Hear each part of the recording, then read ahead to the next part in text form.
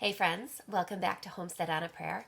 As you can see, today we're in my kitchen, and today we're going to be doing a little bit of an experiment. Today I am going to be dehydrating some of my sourdough starter.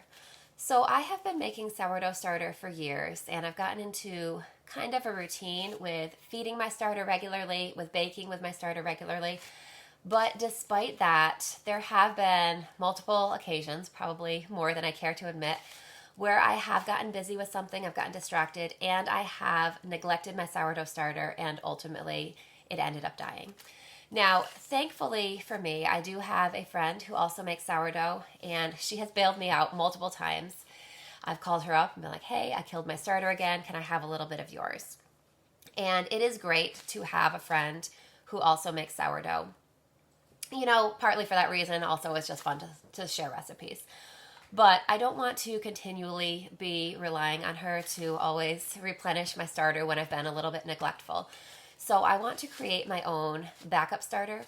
So I have seen online, I said this is a little bit of an experiment. It'll be an experiment for me because it's something that I personally haven't done before. But I have seen many times where people will dehydrate some of their sourdough starter so they have a little bit of a backup.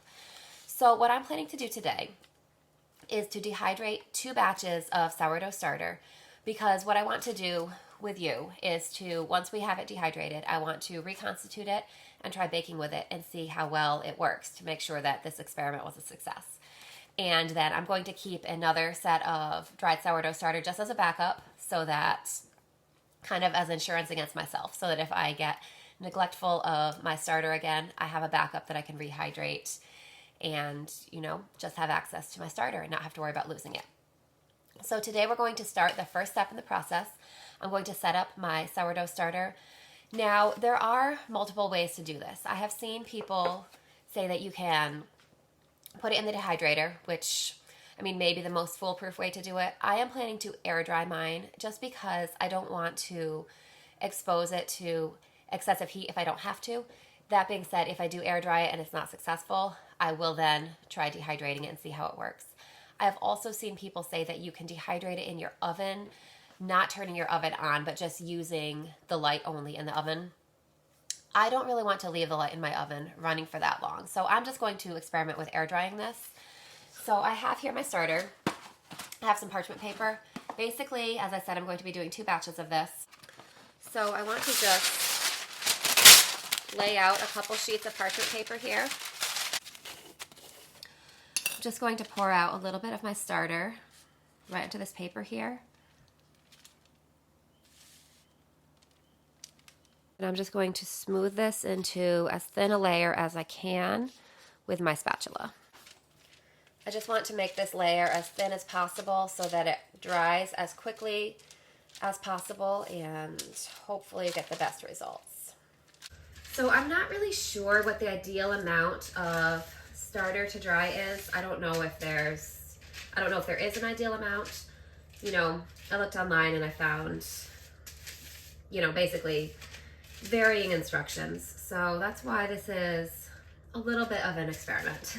But I will definitely let you know how this works. So I'm going to start with about this much for each batch, and the idea is to let it air dry.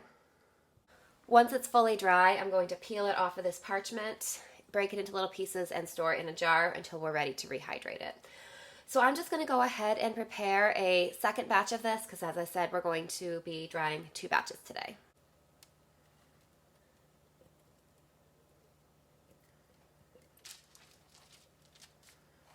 So I have my 2 sheets of sourdough starter spread out nice and thinly. I'm actually going to take these into the other room to dry. I've cleared off a shelf on my seed starting shelf. It's not in use right now this time of year. So I'm just going to let these dry on my seed starting shelf, and I'm going to set up a little, a low-powered fan, not to blow directly on them, but just to keep the air moving around them, because that should hopefully help these dry a little more quickly. So I know the lighting in here isn't the best, but you can see I've got my 2 sets of sourdough starter set up, and here I've got a little fan that is just going to blow the air gently over them, and hopefully they'll dry nice and quickly. So according to what I've read, it should take about 24 hours or so for that sourdough starter to really dehydrate. So I'm going to meet you back here once it's dehydrated and give you a little update on it. We'll let it sit at that point for a couple days just to see how it does. And then we're going to try rehydrating one of the batches and baking something so that we can really judge how well this experiment works. So it's been just over 24 hours. The sourdough starter is definitely dry. It actually dehydrated a lot more quickly than I thought it would. You can see how it just kind of curled and basically detached itself from the parchment paper. So I've got 2 little jars here, one for each starter. I'm just gonna break this into little pieces, stick it in the jar, and store it until we're ready to test it in a couple days. So you can see how thin and crackly this is. I think it dried so quickly because we spread it so thin. So I'm just gonna break this up in here. You can also then put this in a little spice grinder or a mortar and pestle, something like that, to powder it up. I don't think I'm really going to bother doing that right now. I'm just going to get it into the jar. And if it doesn't want to incorporate later when I go to wake it up and feed it, I can always mush it up a little more then.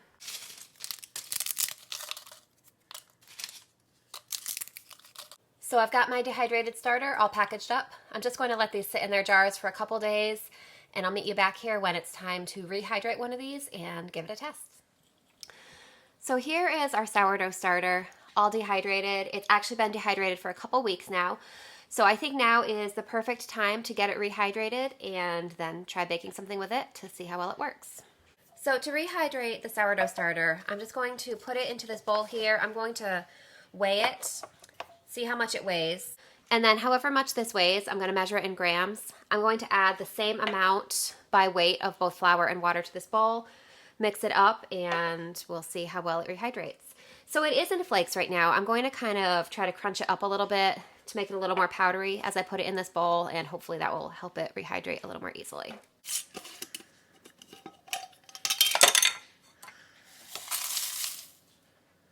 So you can see this is what it looks like now. It's really thin and papery.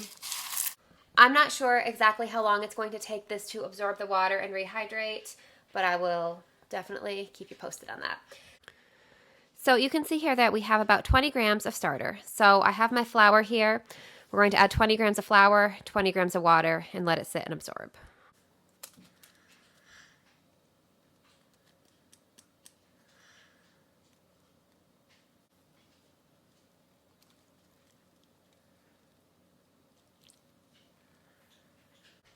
So I added equal parts. I realized that I actually misspoke. That is not quite enough water. I'm just going to add enough water to get this to a little bit more of the consistency that I'm used to.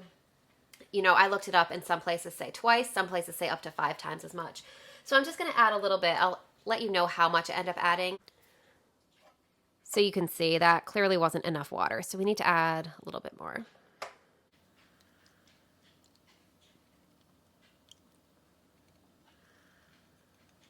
So it's been a day since we rehydrated the sourdough starter. So I ended up adding 60 grams of water total. So that ended up being 3 times by weight the amount of the sourdough starter. So I started with 20 grams of dehydrated sourdough starter, added 20 grams of flour, and 60 grams of water. I will say at first I was a little bit concerned that it was not actually going to work, but I'll show you today we have signs of life. So I've just had it under this bowl here since I was mixing it up in a bowl, not in a jar. But you can see these bubbles here. These bubbles are a sign that the sourdough starter is waking up and starting to ferment this flour and water mixture that we added. So I'm just going to feed this sourdough starter a couple times over the next few days. Once it's fully awake and active, we're gonna go ahead and bake a loaf of bread using only this as leavening, just to see how well it works. So I'm just gonna keep feeding it basically the same way that I feed my existing awake sourdough starter. And then I'm just going to try out a loaf of bread, and I will meet you back here and show you the final product so we can determine if this was a success or a failure.